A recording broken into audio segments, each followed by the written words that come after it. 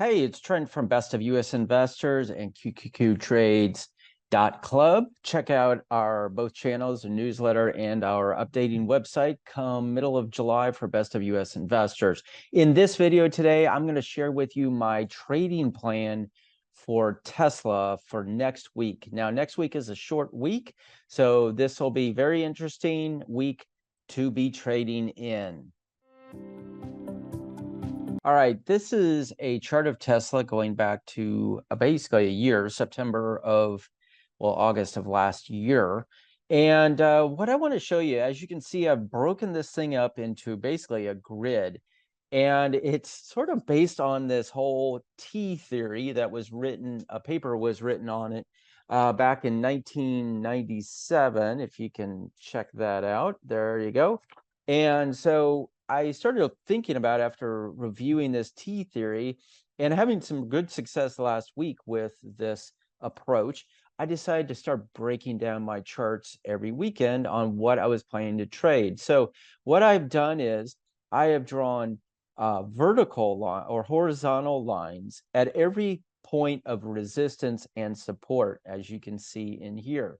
I then came in with horizontal lines and I crossed those where I found the peaks or the valleys, so the drops, and then the ups. And what you find is, just even going back into September, is that when you get hit resistance here, you eventually hit support down here and you see a vertical change.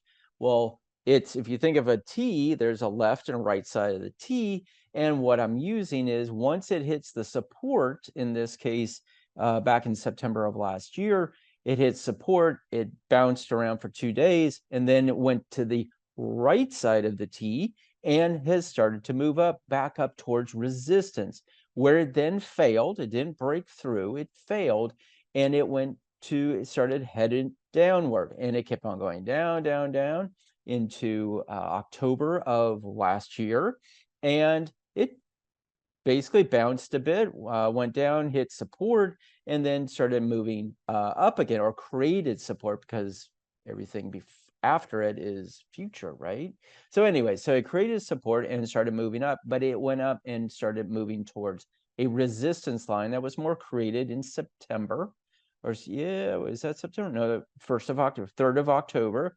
And it bounced around a little bit, hit that. I'm also using that 21 period moving average, not the 20, but the 21. And I'm using it as sort of a guideline, as it's following, in a way, this support or resistance support levels and the 21 period moving average. So I'm combining these two theories together, and I am watching how it moves just down the 21. And this is a daily chart of this.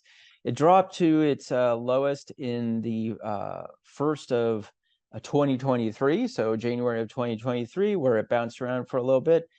It created a move higher, so to the right of the T, moved from the left of the T to the right of the T, and started moving up. And it broke through that 21 period moving average, which is significant, and went up, hit some resistance, or created or hit some resistance, and then bumped through it the next day, which then it created support out of that, which is a sign that maybe this stock is going to move higher. And then it started moving higher. It sort of hit resistance again, and as you can see, it's playing against these support resistance lines and following that 21 period.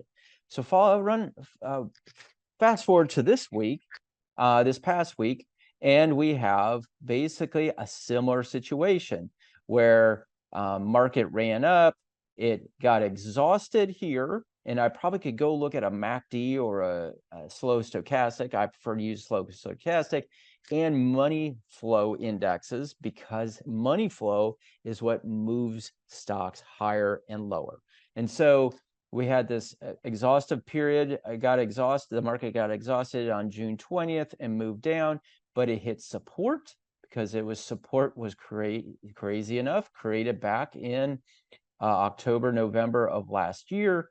And this has become support. And then this week, it started moving higher, where it then hit resistance again, which was created back on in September of last year. Crazy. If you go back in time, you can see some differences or some support and resistance levels that algorithms actually take in consideration when it comes to trading these stocks. And so Friday, the market, fast forward to here, market hit a resistance level. The candlestick is telling me it is a pivot point. And interesting, we have a short week next week, which we have a short day on Monday. That's markets open from 8:30 to 1 o'clock Central Time, or that's Eastern Time, I believe 1 o'clock Eastern Time, which would be 12 o'clock Central Time, which is what time zone I'm in.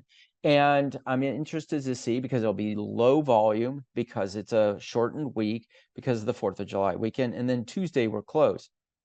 So we could see a press up against this resistance level, and we may even get into the 270 mark on Monday. But come Wednesday, I think this resistance area that was created way back in September, or as September and August, September of last year, will hold.